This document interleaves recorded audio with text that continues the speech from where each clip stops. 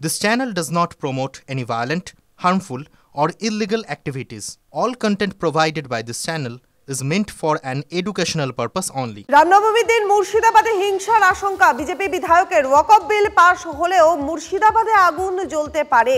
UEM Jaipur is a perfect target for prospective students aspiring for good jobs, good education with future-ready skills. আশঙ্কা প্রকাশ মুর্শিদাবাদের BJP বিধায়ক গৌরীশঙ্কর ঘোষের। মুর্শিদাবাদে হিন্দুরা সংখ্যালঘু, সাময়িক প্রতিবাদ করলেও আত্মসমর্পণ করতেই হবে। মুর্শিদাবাদ মালদাকে কেন্দ্র শাসিত অঞ্চল করার দাবি বিজেপি বিধায়কের। মালদা মুর্শিদাবাদকে কেন্দ্রশাসিত করার দিকেই এগোচ্ছে কেন্দ্রীয় সরকার। চাঞ্চল্যকর দাবি গৌরীশঙ্কর ঘোষের। আমাদের জেলার হিন্দু সম্প্রদায়ের মানুষ ভীত সন্ত্রস্ত। বিভিন্ন পোস্ট থেকে আমরা অনুমান করছি যে রামনবমী নিয়ে বা ওয়াকফ বিল পাস হলে সেটা নিয়ে মুর্শিদাবাদ জেলায় আবার হিংসা ছড়তে পারে, আবার আগুন লাগাতে পারে, আবার স্টেশন পুড়তে পারে, এই ধরনের ঘটনা ঘটতে পারে বলে আমরা অনুমান করছি। অনুমান করার কারণ বিভিন্ন পোস্ট, কিছু জেহাদি শক্তি যে পোস্ট করছে তাতে মানুষ মিথ্যা প্ররোচনায় পা দিয়ে হয়তো আবার আগামী দিনে হিংসা ছড়াবে। আমরা তো একেবারেই সংখ্যালঘু মুর্শিদাবাদ জেলায়। আজকে 27% হিন্দু মুর্শিদাবাদে, 73% মুসলিমের বিরুদ্ধে 27% হিন্দু লড়াই করে বেঁচে থাকতে পারবে না। প্রতিবাদ হয়তো সাময়িক আমরা গড়ে তুলতে পারবো জীবন বাঁচানোর তাগিদে, কিন্তু একটা সময় আত্মসমর্পণ করতে হবে যদি প্রশাসন চুপচাপ দাঁড়িয়ে থাকে। আমরা নিজেদের জীবন বাঁচানোর জন্য তো নিজেদেরকে লড়াই করতেই হবে। সেই লড়াই করতে গিয়ে মারাও যেতে পারি, আমরা খুন হয়ে যেতে পারি। আর একটা বিকল্প রয়েছে যে কেন্দ্রীয় সরকারের কাছে আবেদন করা যে মুর্শিদাবাদ মালদাকে বাঁচান। তাই আমরা বারবার দাবি জানিয়েছি যে ইউটি করা হোক, মুর্শিদাবাদ মালদার মানুষকে নিরাপত্তা দেওয়ার জন্য কেন্দ্রশাসিত অঞ্চল করা হোক। আমি যে পরিবেশের দিকে আবার মুর্শিদাবাদ এগোচ্ছে, মালদা এগোচ্ছে, তাতে আগামী দিন আমাদেরকে আরও দাবি জানাতে হবে, আরও জোরালো করতে হবে। আমি আবার চিঠি করব স্বরাষ্ট্র মন্ত্রককে যে অবিলম্বে ইউটি ঘোষণা করা হোক।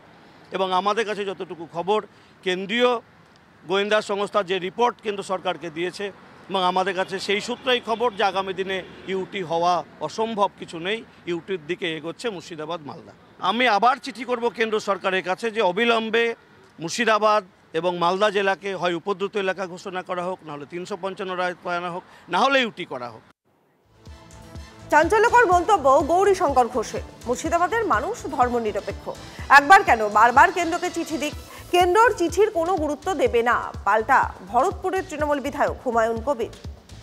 গৌরী ঘোষের আগে একবার চিঠি দিয়েছিল কেন্দ্রীয় সরকারের কাছে, স্বরাষ্ট্র মন্ত্রকে।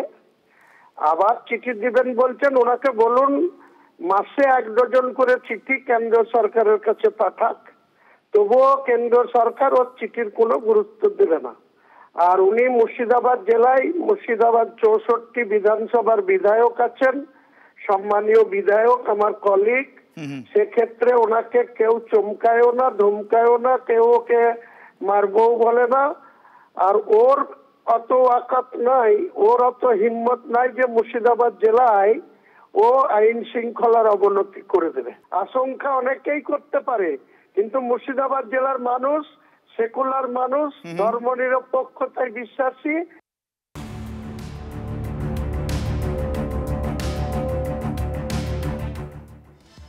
এক বিস্ফোরণে 8টা প্রাণ শেষ। হ্যাঁ, পাথর প্রতিমার খবরে নজর রাখবো। পাথর প্রতিমার ঘটনায় পুলিশের জালে বাজি ব্যবসায়ী চন্দ্রকান্ত বণিক। ঘটনার পরই জেলায় জেলায় অবৈধ বাজির বিরুদ্ধে পুলিশি অভিযান চলছে।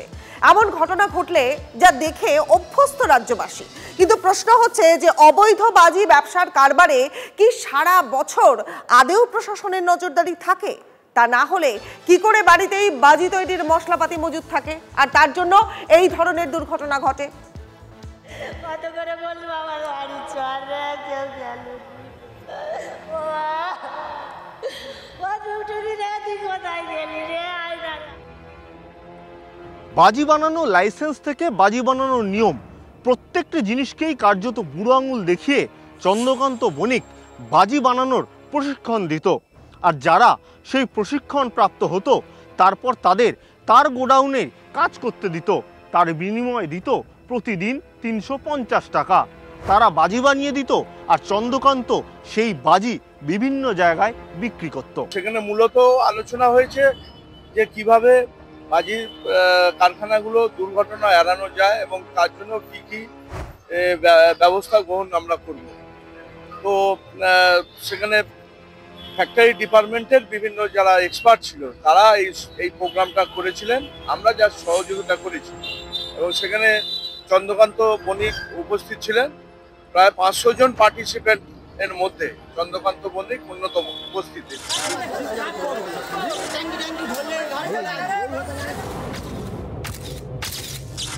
নিজেকে প্রতিষ্ঠিত বাজি ব্যবসায়ী প্রমাণ করার জন্য শুধু বাজি বিক্রি নয়, মাঝে মধ্যে বিভিন্ন অনুষ্ঠানে বাজি দিত চন্দ্রকান্ত বণিক। তবুও বাজি হয়েছিল, লাইসেন্স করে করা যাবে না, আমার ভক্তি ছিল এটা, তুই ভালো কাজ কর।